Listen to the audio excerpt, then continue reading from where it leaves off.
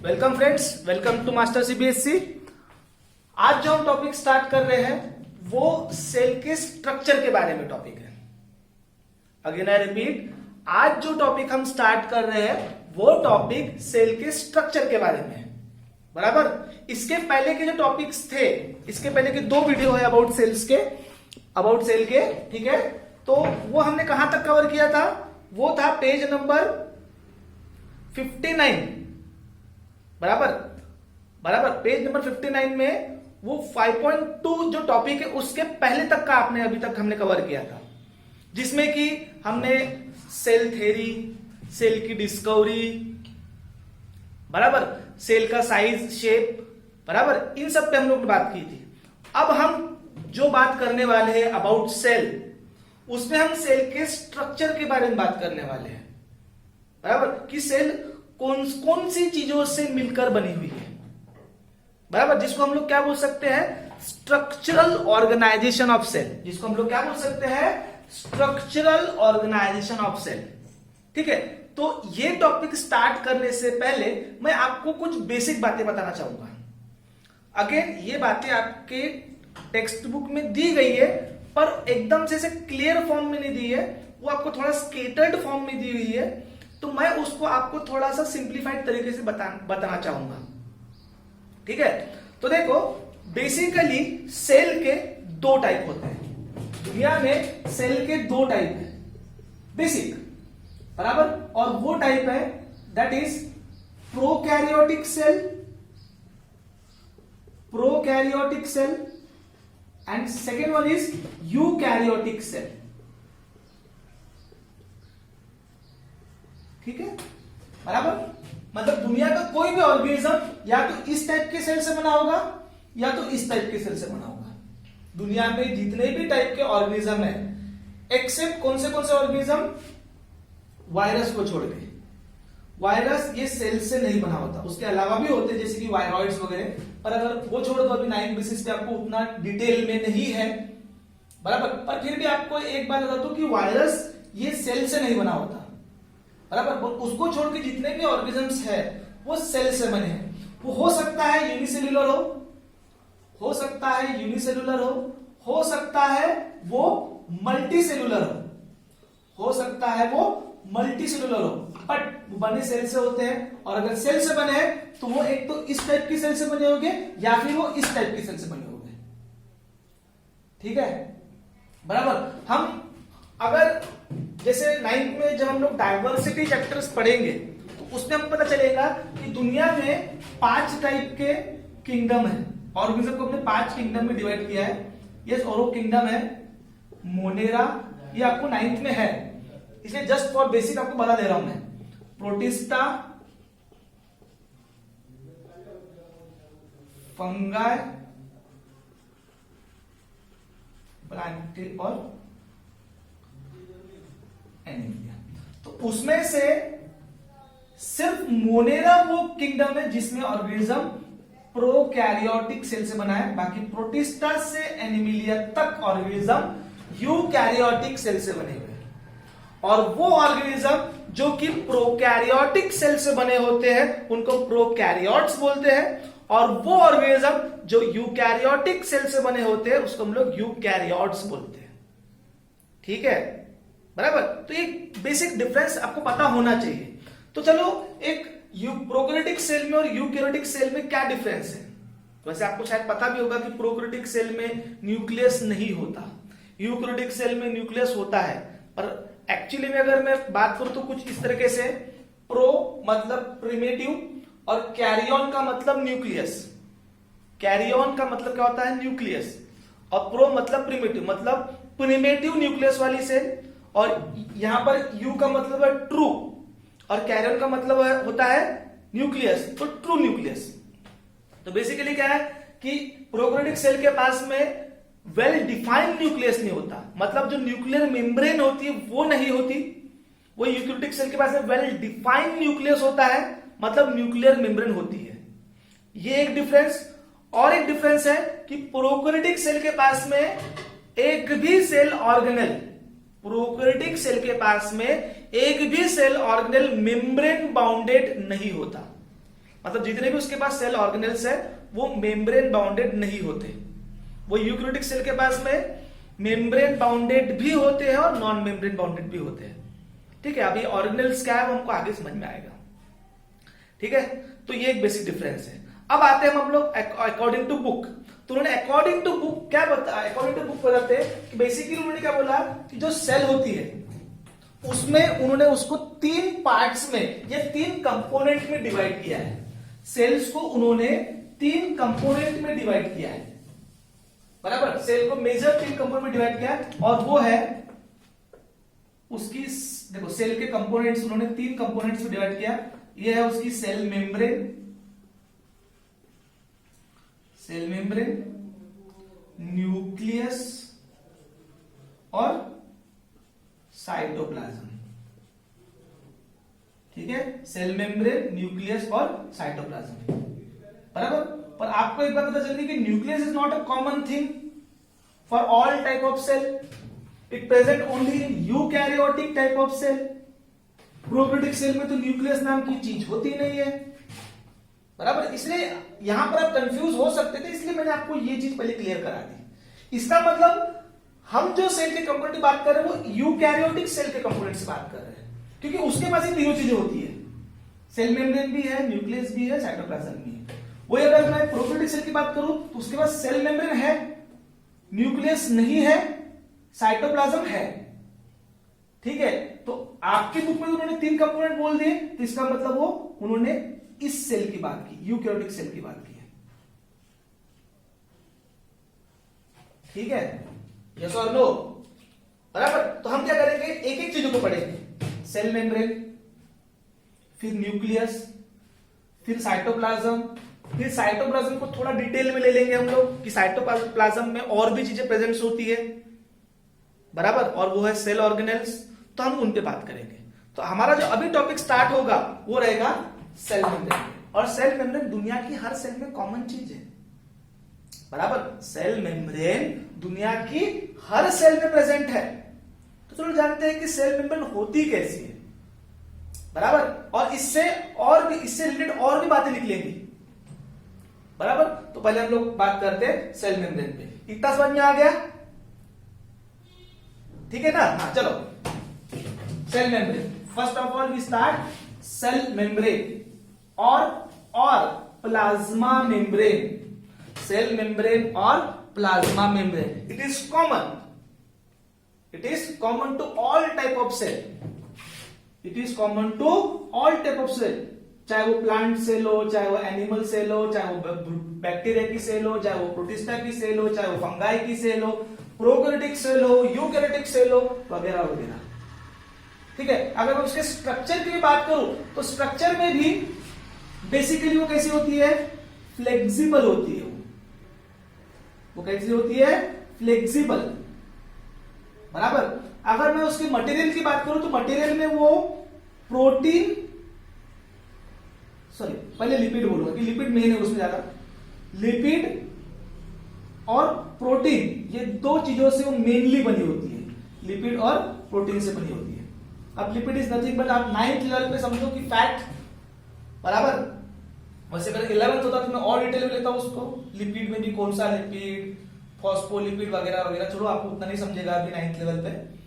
तो लिपिड, ठीक है क्या, और दूसरा कंपोनेंट है प्रोटीन, जिससे कि आपकी दीवार वो ब्रिक और सीमेंट से बनी होती है ना, तो वैसा ही जो मेम्ब्रेन है वो लिपिड और प्रोटीन के मॉलिक्यूल से बनी हुई है। हाँ, अब वो किस तरीके से अरेंज है, क्या स्ट्रक्चर है, वो आपको अभी नहीं दिया, कुछ बुक बोलेगी उसके बारे में, उसके स्ट्रक्चर के बारे में, सेल मेम्ब्रेन के, बराबर। तो वो एक एडिशनल है, वो आपको अभी समझ में आ भी सकता है, नहीं भी आ सकता है, इसलिए वो थोड़ा कॉन्ट्रोवर्शियल हो सकता है आपके लिए अभी। ठीक है क्या? तो इसलिए वो छोड़ो आप अभी, सिर्फ आप ये समझो कि आपकी जो सेल मेम्ब्रेन है वो लिपिड और प्रोटीन से बनी होती है, वो फ्लेक्सिबल होती है, वो और क्या प्रॉपर्टी में कि वो सेमी परमेबल होती है। कैसी होती है? Semi permeable. अभी परमेबल का मतलब क्या होता है, इस पे बात कर लेते हैं। और क्या बोला है कि वो सिलेक्टिव परमेबल भी होती है। और क्या होती है वो? सिलेक्टिव परमेबल भी होती है। ठीक है, अब ये दोनों में क्या डिफरेंस है, सेमी परमिएबल क्या है, सिलेक्टिव परमिएबल क्या है। सबसे पहले तो परमिएबल क्या है, बराबर। तो देखो परमिएबल का मतलब क्या होता है कि जैसे कि ये बाउंड्री होगी सेल मेम्ब्रेन, सेल की बाउंड्री होगी सेल मेम्ब्रेन, तो कोई भी चीज, कोई भी मॉलिक्यूल, कोई भी सब्सटेंस अगर वो मेम्ब्रेन को क्रॉस करके जा सक रहा है, कोई भी मॉलिक्यूल अगर मेम्ब्रेन को क्रॉस करके वो इनसाइड या बाहर से अंदर या अंदर से बाहर जा सक रहा है, इसका मतलब इस मॉलिक्यूल को ये जो मेम्ब्रेन है वो अलाउ कर रही है। मेम्ब्रेन क्या कर रही है, अलाउ कर रही है। तो इस मॉलिक्यूल के लिए ये मेम्ब्रेन क्या होगी, परमिएबल, बराबर। इस चीज को हम लोग परमिएबिलिटी की बात करते हैं। तो जो परमिएबिलिटी है, आपने क्या बोला कि सेमी मतलब आधी, तो आधी मतलब कैसा, तो डिपेंड करता है कि वो मॉलिक्यूल कितना बड़ा साइज का है। अगर वो बहुत बड़े साइज का होगा तो हो सकता है कि उस मेम्ब्रेन में उस टाइप के स्ट्रक्चर ही ना हो जिससे कि उतना बड़ा मॉलिक्यूल उस मेम्ब्रेन से क्रॉस हो सके अंदर की तरफ में, बराबर। या फिर हो सकता है कि अगर छोटा है तो क्रॉस हो जाएगा इजीली। इसका बेस्ट एग्जांपल आपके घर में जो वो किसी भी चीज को छानने के लिए जो छाननी होती है, उसमें देखो ना, अगर आप घर में जब मम्मी आटा वगैरह जब छानती है तो जो बड़े बड़े मॉलिक्यूल से वो ऊपर रुक जाते हैं, छोटे मॉलिक्यूल जो है वो पास हो जाते हैं, बराबर। तो वो एक चीज हो सकती है यहां पर, ठीक है। तो वो बात होगी सेमी परमिएबल। इसका मतलब एक पर्टिकुलर मॉलिक्यूल जो है, एक पर्टिकुलर साइज का ही मॉलिक्यूल मेम्ब्रेन को क्रॉस करके जा सकता है। अगर वो उससे बड़ा है तो वो साइज का पार्टिकल मेम्ब्रेन को क्रॉस करके नहीं जा सकेगा। एक बात ये होगी। सिलेक्टिव परमिएबल चीज क्या है, सिलेक्टिव परमिएबल कैसा है कि चलो बड़ा मॉलिक्यूल तो मेम्ब्रेन से क्रॉस हो ही नहीं पाएगा, पर अब छोटे मॉलिक्यूल है। तो चलो एक एग्जांपल लेते हैं, जैसे कि ये दो छोटे मॉलिक्यूल्स हैं, बराबर। मॉलिक्यूल ए और मॉलिक्यूल बी, ये डिफरेंट टाइप के मॉलिक्यूल्स हैं। अब ये जो साइज है इस मेम्ब्रेन को क्रॉस होके जा सकता है, फिर भी ये मेम्ब्रेन सिर्फ ए मॉलिक्यूल को अंदर जाने दे रही है। अब वो ये molecule suppose to be water molecule है और ये B molecule suppose to be sugar का मॉलिक्यूल है, बराबर। तो इस मेम्ब्रेन ने ए मॉलिक्यूल को जाने दिया, जबकि दोनों का size suppose to be same है। मतलब ये मॉलिक्यूल भी अंदर जा सकता है, ये मॉलिक्यूल भी अंदर जा सकता है, पर फिर भी ये मेम्ब्रेन सिर्फ ए मॉलिक्यूल को अलाउ कर रही है, बी को अलाउ नहीं कर रही है। तो इस कंडीशन को हम लोग क्या बोल सकते हैं, सिलेक्टिव परमिएबल।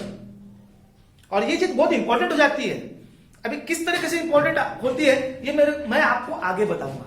मैं आपको आगे जब ये फिर से जब यूकैरियोटिक प्रोकैरियोटिक सेल में जब वो डिवीजन ऑफ लेबर वाली जब बात आएंगी और वो सेल ऑर्गेनेल वाली जब बात आएंगी, उस पर मैं क्वेश्चन अराइज करके इस बात को और डिटेल में लूंगा थोड़ा सा, क्योंकि ये जानना जरूरी है आपको।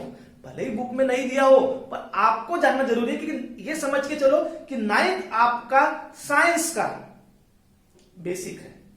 चाहे आप बायोलॉजी की बात कर लो, बराबर, चाहे आप केमिस्ट्री की बात कर लो, चाहे फिजिक्स की बात कर लो, जो भी इंटरेस्ट है आपका यहां से चालू होगा। यहीं से बायोलॉजी के लिए आप पॉजिटिव हो सकते हो या निगेटिव हो सकते हो, यहीं से आप केमिस्ट्री के लिए पॉजिटिव हो सकते हो या निगेटिव हो सकते हो, या फिजिक्स के लिए पॉजिटिव हो सकते हो, निगेटिव हो सकते हो। पर आप एक बात समझ लो कि science is a understanding subject, बराबर।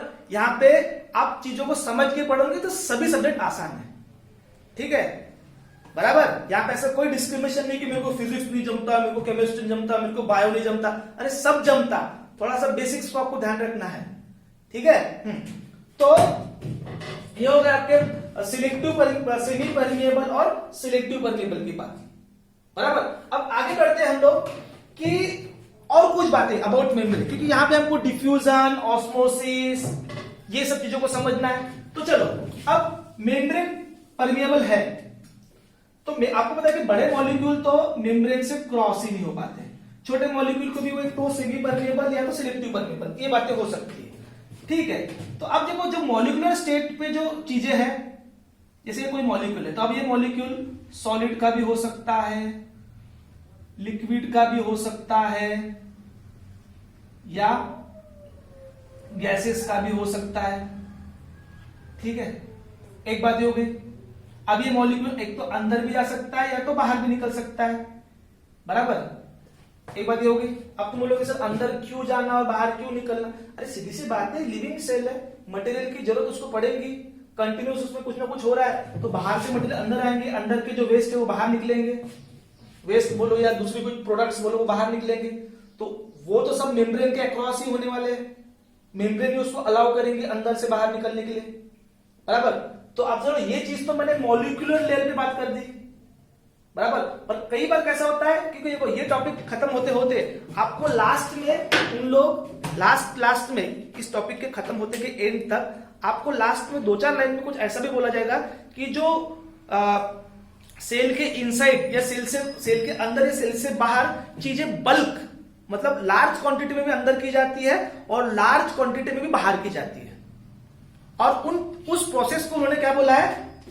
फैगोसाइटोसिस, बराबर। यहां पे एक शॉर्ट नंबर क्या सकते हैं? एंडोसाइटोसिस और दूसरा है एक्सोसाइटोसिस। ये लास्ट में दिया, पर मैं आपको ये पहले पढ़ा दे रहा हूं, एंडोसाइटोसिस और एक्सोसाइटोसिस, बराबर। मतलब अगर सेल में कुछ चीजें बल्क में, जैसे बल्क में है, अब ये ऑब्वियसली मेम्ब्रेन को क्रॉस करके तो नहीं जा सकते, पर अगर फिर भी सेल इसको अगर अंदर कर रही है तो दैट इज एंडोसाइटोसिस, बराबर। और अगर बल्क में कोई चीज को अगर वो बाहर कर रही है, ठीक है, तो उसको बोलते हैं हम लोग एक्सोसाइटोसिस। तो इससे सेल का लेने का तरीका अलग होता है। उसमें वो क्या करती है, जैसे देखो ये वो मॉलिक्यूल बड़ा, तो क्या करते हैं अपनी मेम्ब्रेन को इस तरीके से फोल्ड करती है और वो उस मेम्ब्रेन को उसके अराउंड कवर करती है, मेम्ब्रेन को उसके अराउंड कवर करती है, ठीक है। बाकी की मेम्ब्रेन होगी इस तरीके से, ये वो उसको ऐसा कवर कर लेती है, पूरा इस तरीके से कवर कर लेती, और वो इस तरीके से अराउंड उसकी वैक्यूल बना देती है और फिर उसको अंदर करते हैं। तो इस तरीके को हम लोग क्या बोलते हैं? एंडोसाइटोसिस, बराबर। जिसको हम सेल, अब अगर सॉलिड चीज है तो फैगोसाइटोसिस, और अगर वो लिक्विड चीज है तो पिनोसाइटोसिस, जिसको हम लोग सेल ईटिंग या सेल ड्रिंकिंग बोल सकते हैं। वो अगर सेल बल्क में बाहर करना है तो अंदर में उसने ले लिया, फिर इसको ये सेल के किसी पर्टिकुलर पॉइंट पे टच हो जाएगा, जैसे कि ये बल्क है, ये टच हो जाएगा ऐसा, और वो इस तरीके से उसको बल्क से बाहर कर देगा, तो दैट इज अ एक्सोसाइटोसिस। तो ये भी तरीका है सेल के पास, क्योंकि अगर हम अपना एग्जांपल लेते तो हमारे पास में जो WBC टाइप की जो सेल्स होती है, हमारी जो डिफेंस सेल्स है WBC या बराबर, जो आपके ब्लड में प्रेजेंट होती है, वो इस तरीके के फिनोमिना को बिलोंग करके आपके बॉडी के डेब्रीज या बॉडी में जो बैक्टीरिया वगैरह उसको खा के खत्म कर देती है, ठीक है। तो ये भी एक तरीका है, बराबर, जो लास्ट में दिया हुआ है, जो आपको ऑब्वियसली पूरे 9th भर कंफ्यूजिंग में रहता है। तो ये तरीका बल्क में जब वो चीजों को अंदर या बाहर करती है तो कौन सा? एंडोसाइटोसिस और एक्सोसाइटोसिस। फिर एंडोसाइटोसिस में अगर सॉलिड चीज को ले रही है तो फैगोसाइटोसिस, लिक्विड को ले रही है तो पिनोसाइटोसिस, और वही अगर बल्क में चीजों को बाहर कर रही है तो एक्सोसाइटोसिस, ठीक है। अब चलो ये तो होगी बल्क वाली बात। अब बात करते हैं मॉलिक्यूलर लेवल पे अंदर और बाहर चीजें कैसे आती है, ठीक है। तो मॉलिक्यूल में आपको पता है कि वो सॉलिड का मॉलिक्यूल हो सकता है, वो लिक्विड का मॉलिक्यूल हो सकता है, वो गैसेस का मॉलिक्यूल हो सकता है। पर अगेन वो बात है कि वो मॉलिक्यूल अंदर अगर आ रहा है तो वो कैसे आ रहा है, कौन से प्रोसेस से आ रहा है, बाहर अगर जा रहा है तो वो कौन से प्रोसेस से जा रहा है, बराबर। तो यहां पर अपने दो पॉसिबिलिटी खड़ी हो सकती है, बराबर। और वो possibility, number 1 possibility is diffusion,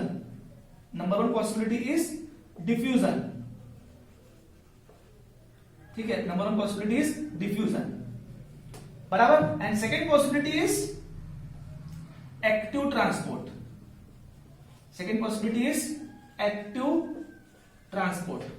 ठीक है। ये दो पॉसिबिलिटी से मॉलिक्यूल अंदर या बाहर जा सकता है, बराबर। तो पहले डिफ्यूजन लेते हैं, फिर बाद में एक्टिव ट्रांसपोर्ट लेते हैं। पहले डिफ्यूजन देन एक्टिव ट्रांसपोर्ट, ये समझना जरूरी है आपको, बराबर। तो पहले डिफ्यूजन क्या है ये जान लेते हैं, बराबर। तो देखो एक जनरलाइज्ड डिफ्यूजन, मैं तीनों स्टेट के मॉलिक्यूल की बात कर रहा हूं, सॉलिड, लिक्विड, गैस के लिए मैं डिफ्यूजन की बात कर रहा हूं। तो डिफ्यूजन क्या है कि the spontaneous movement, diffusion, the spontaneous movement of molecule, फिर वो मॉलिक्यूल सॉलिड का हो सकता है, लिक्विड का हो सकता है, गैस हो सकता है, ठीक है। Again I repeat, the spontaneous movement of molecule from its higher concentration to its lower concentration, from its higher concentration to its lower concentration, this movement is called as a diffusion. बराबर, concentration मतलब amount बोल सकता हूं मैं, कि वो अपने ज्यादा अमाउंट से अपने कम अमाउंट की तरफ में जब वो मूव हो रहा है, मॉलिक्यूल खुद की एनर्जी से, स्पॉन्टेनियस मतलब अपने आप खुद के एनर्जी से जब वो अपने हायर कंसेंट्रेशन से अपने लोअर कंसेंट्रेशन की तरफ जब वो मूव होता है, तो इस मूवमेंट को हम लोग क्या बोलते हैं, डिफ्यूजन। बराबर, और डिफ्यूजन सबसे ज्यादा कौन से स्टेट में है, गैसियस, उसके बाद लिक्विड, सबसे कम सॉलिड। एक बात ये हो गई, ठीक है। तो सपोज तो ये मॉलिक्यूल का कंसेंट्रेशन इधर ज्यादा है, इधर कम है, तो टेंडेंसी क्या होगी, मॉलिक्यूल इधर से इधर मूव होगा। अगर ये मॉलिक्यूल इधर ज्यादा है तो टेंडेंसी क्या होगी, इधर से इधर मूव होगा। तो ये हो गया डिफ्यूजन। अब इस डिफ्यूजन में भी दो पॉसिबिलिटी हो सकती है, डिफ्यूजन में भी दो पॉसिबिलिटी हो सकती है, ध्यान दो, डिफ्यूजन में भी दो पॉसिबिलिटी हो सकती है। सिंपल डिफ्यूजन ये एक्स्ट्रा है और आपको एस्टान में दिया हुआ है, इसलिए बता दे रहा हूं, सिंपल डिफ्यूजन, और एक है फैसिलिटेड डिफ्यूजन। सिंपल डिफ्यूजन और फैसिलिटेड डिफ्यूजन। बराबर, डिफ्यूजन में देखो, डिफ्यूजन अगर है तो ऑलवेज हायर टू लोअर ही मूव होगा। सिंपल में क्या, इस मॉलिक्यूल को ये मेम्ब्रेन नहीं रोक रही, इस मॉलिक्यूल को मेम्ब्रेन नहीं रोक रही, और अगर मेम्ब्रेन सिलेक्टिव परमेबल है तो भले उसका कंसंट्रेशन ज्यादा है तो ये मेम्ब्रेन उसको जाने नहीं देंगी। एक एग्जांपल लो ना, आपके घर में जो डीओ होता है उसमें उसके अंदर कंटेनर में जो डीओ के मॉलिक्यूल होते हैं वो बाहर जाना चाहते हैं, पर कंटेनर की वॉल उसको बाहर निकलने दे रही है क्या, नहीं। जैसे आप कॉक खोलते तो बाहर निकल जाता है, पर जब कॉक बंद है उसका तो क्या डीओ के मॉलिक्यूल बाहर निकल पा रहे हैं क्या, नहीं ना। तो परमेबिलिटी मैटर कर रही है। तो अगर उस मॉलिक्यूल को रोक नहीं रहा कोई और वो अपने हायर कंसेंट्रेशन से लोअर कंसेंट्रेशन की तरफ मूव हो रहा है तो उसको हम लोग सिंपल डिफ्यूजन बता देंगे। और अगर मॉलिक्यूल भले ही अपने हायर कंसेंट्रेशन से लोअर कंसेंट्रेशन की तरफ मूव हो रहा है पर उसको क्या वो मेम्ब्रेन अलाउ नहीं कर रही, ना अंदर से बाहर निकलने दे रही, ना बाहर से अंदर जाने दे रही है, तो इस केस में क्या होता है, इस केस में इसलिए तो आपकी मेम्ब्रेन सिलेक्टिव परमेबल हो गई, इसलिए आपकी मेम्ब्रेन क्या हो गई, सिलेक्टिव परमेबल हो गई। तो वो किसी पर्टिकुलर पॉइंट से उसकी एंट्री होगी और उस पॉइंट में पर्टिकुलर चैनल्स होंगे जो कि प्रोटीन से बने होंगे, बराबर, और वो उस मॉलिक्यूल को क्या करेंगे, फैसिलिटेट करेंगे, उसको हेल्प करेंगे उसके हायर कंसेंट्रेशन से उसको लोअर कंसेंट्रेशन जाने के लिए। And that type of diffusion is called as a facilitated diffusion. ठीक है, यस। तो ये हो गया डिफ्यूजन। एक दूसरी पॉसिबिलिटी हो सकती है, कौन सी, एक्टिव ट्रांसपोर्ट वाली। तो एक्टिव ट्रांसपोर्ट में क्या होता है कि ये डिफ्यूजन के बिल्कुल कॉन्वर्स है, बिल्कुल उल्टी प्रोसेस है।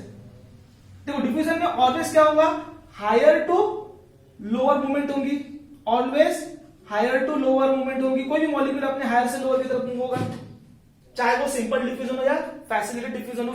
पर एक्टिव ट्रांसपोर्ट में वैसा नहीं है। एक्टिव ट्रांसपोर्ट में कैसा है कि मॉलिक्यूल का सपोज टू बी इधर कंसंट्रेशन कम है और इधर कंसंट्रेशन उसका ज्यादा है, फिर भी उसकी मूवमेंट इधर के डायरेक्शन में हो रही है, फिर भी उसकी मूवमेंट क्या हो रही है, लोअर से हायर हो रही है, जबकि होना क्या चाहिए, हायर से लोअर की तरफ होना चाहिए।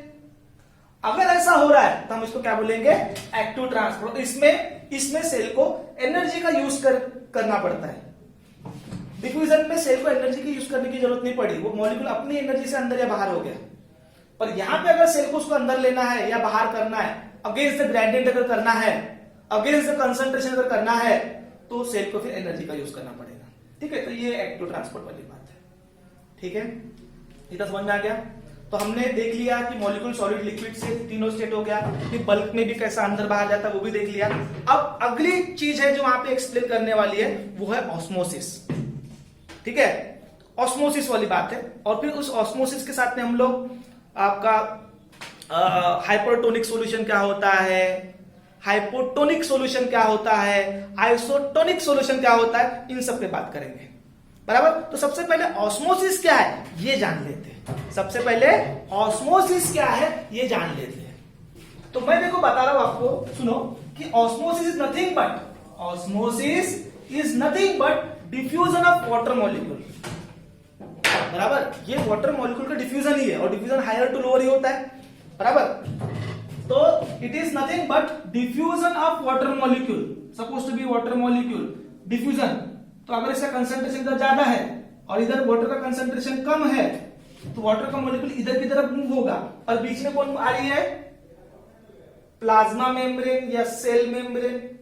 हाँ, तो बस यही चीज ऑस्मोसिस हो जाती है कि the diffusion of water molecule from its higher concentration to its lower concentration across semi permeable membrane, across semi permeable membrane is called osmosis. इसको बोलते हैं ऑस्मोसिस, बराबर, इसको क्या बोलते हैं, ऑस्मोसिस। और इसी का अगर रिवर्स हुआ तो reverse osmosis, that is RO. आपके घर में जो आरओ होता है ना, वो रिवर्स ऑस्मोसिस है। मतलब अगर वाटर मॉलिक्यूल कम से अपने ज्यादा की तरफ जा रहा है तो रिवर्स ऑस्मोसिस है। आपका जो घर में जो आरओ है उसका फुल फॉर्म रिवर्स ऑस्मोसिस ही है।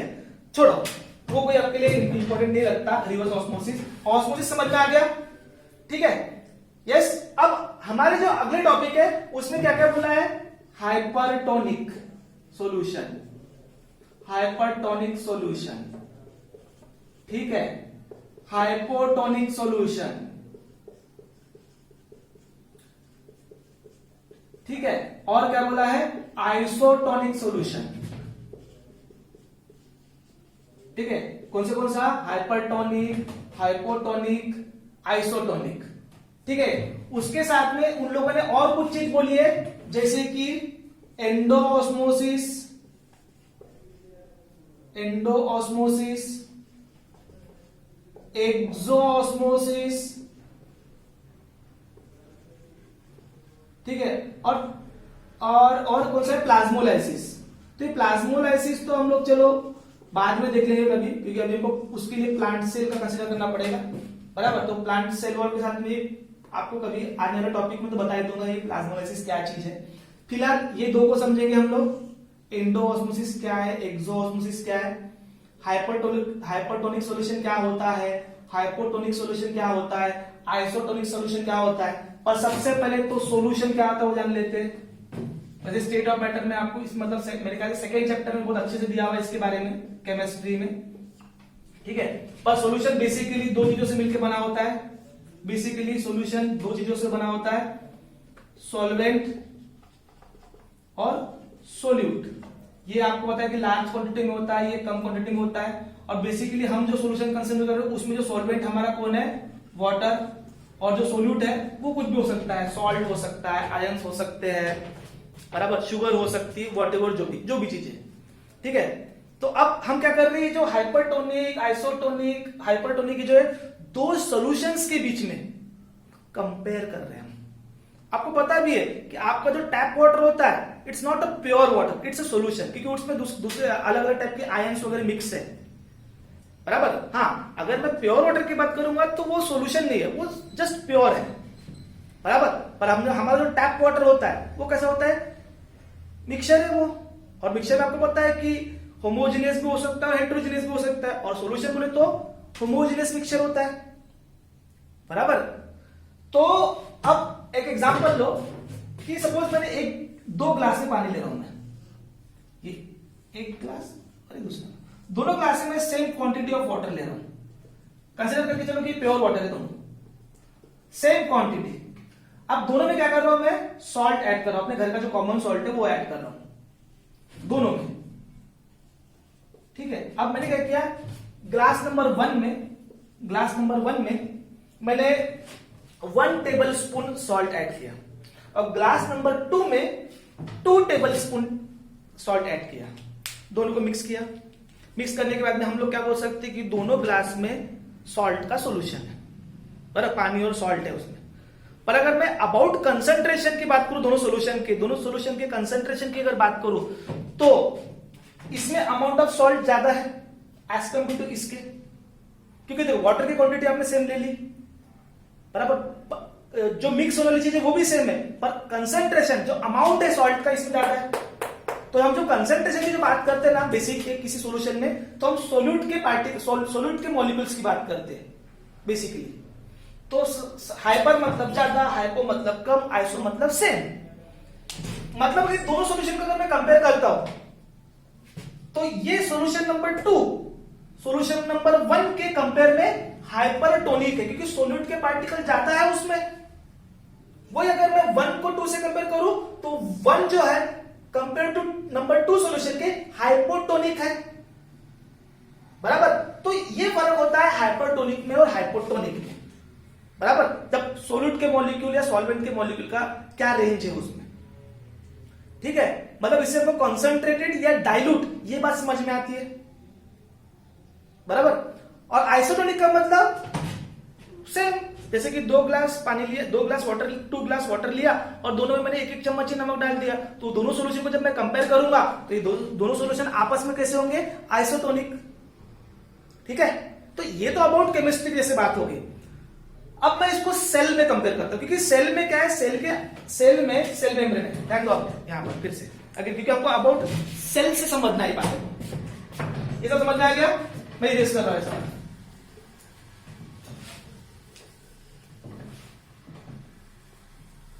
अब आप प्लांट सेल लो या एनिमल सेल लो, बराबर, कॉमन चीजें तो कुछ कॉमन रहेगी, प्लांट सेल हो या एनिमल सेल हो, इतना चीज देखो, ये मैं एक प्लांट सेल कंसिडर करता हूं और ये एक एनिमल सेल कंसिडर करता हूं, ठीक है।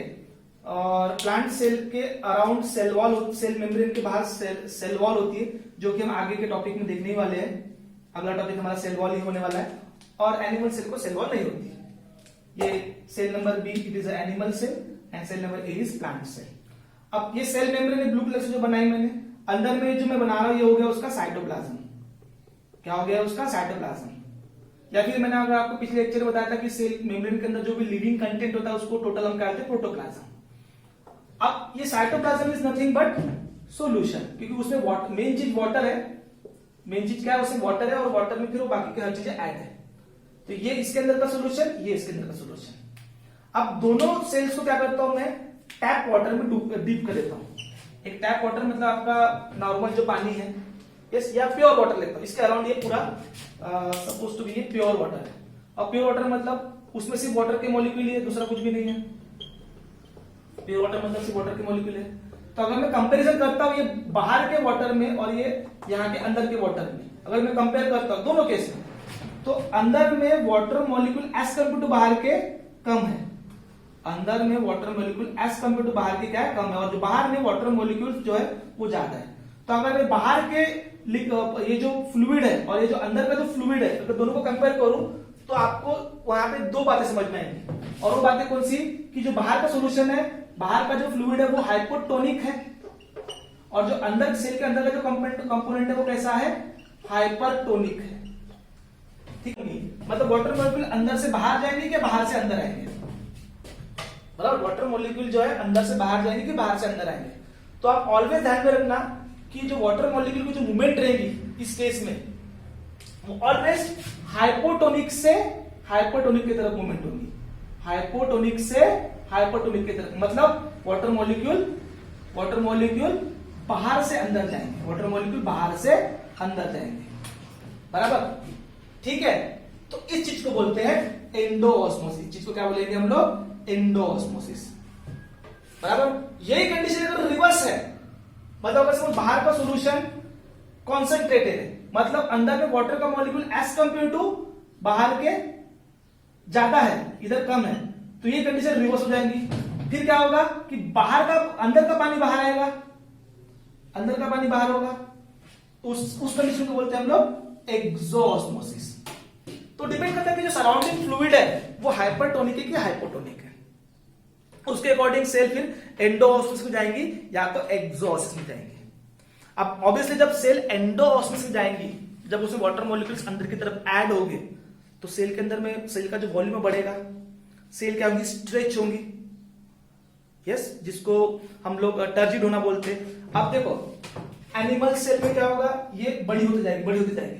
प्लांट सेल में बड़ी होती जाएगी, पर ये जो सेल वॉल है वो वहां तक ही फैल पाएगी, उसके बाद क्योंकि सेल वॉल जो होती है रिजिड होती है, इसलिए बर्स्ट नहीं होगी। पर ये क्या होगी, इसमें वाटर मॉलिक्यूल अंदर जा रहा at the time of endosmosis, और फाइनली वो बर्स्ट हो जाएंगी। इसलिए अब एनिमल सेल को अगर हाइपोटोनिक सॉल्यूशन में रखते हो तो बर्स्ट हो जाती है, बराबर। वही अगर प्लांट सेल और एनिमल सेल को हाइपोटोनिक सॉल्यूशन में रखोगे तो वो क्या हो जाती है, श्रिंक हो जाती है, क्योंकि अंदर का पानी बाहर जा रहा है, बराबर। और अगर उसको हम आइसोटोनिक सॉल्यूशन में रखते तो ना वो स्वेल अप होंगी ना श्रिंक होंगी, क्योंकि अंदर का सॉल्यूशन और बाहर का जो भी सराउंडिंग फ्लूइड है उनका जो कंसंट्रेशन है वो लगभग क्या सेम ही है। तो ना पानी उधर से इधर आएगा ना इधर का पानी उधर जाएगा, ठीक है, क्योंकि डिफरेंस ही नहीं ना।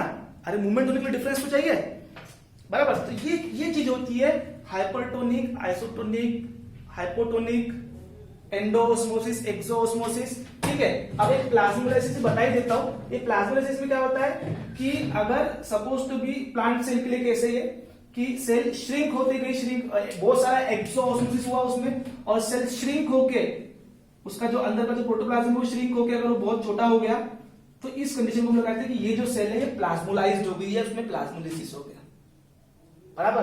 तो इस कंडीशन को हम लोग प्लाज्मोलिसिस बोलते हैं। इसके अपने अपने सबके अपने अपने फायदे हैं, सबके अपने अपने नुकसान हैं, पर वो आपको अगेन जब आप हायर स्टैंडर्ड्स में जाओगे तो उसके आपको फायदे नुकसान समझ में आ जाएंगे। यहाँ पे हम जस्ट बेसिक बात ही लेके चल रहे हैं, ठीक है। इसके बाद का जो फिर यहाँ पर कुछ एक्टिविटीज दी हुई है इन टॉपिक्स में, तो ये एक्टिविटी जो मैंने आपको बताई वैसी ही है, plant cell, animal cell, endosmosis, exosmosis से ही बताइए। तो आप इसको इस लेक्चर को अच्छे से रिवर्स फॉरवर्ड करके देखिए बार बार, तो आपको ये बातें समझ में आ जाएंगी। और अगर नहीं समझ में आती तो आप इसको अच्छे से अपने डाउट्स निकाल के रखिए, जब हमारे ऑनलाइन सेशंस होंगे उस समय आपके डाउट्स मैं क्लियर कर दूंगा, ठीक है। तो अभी हम जो नेक्स्ट टॉपिक पढ़ेंगे वो सेल वॉल रहेगा, ठीक है। और सेल वॉल मेरे ख्याल से पेज नंबर 61 पे है, ठीक है। That's all.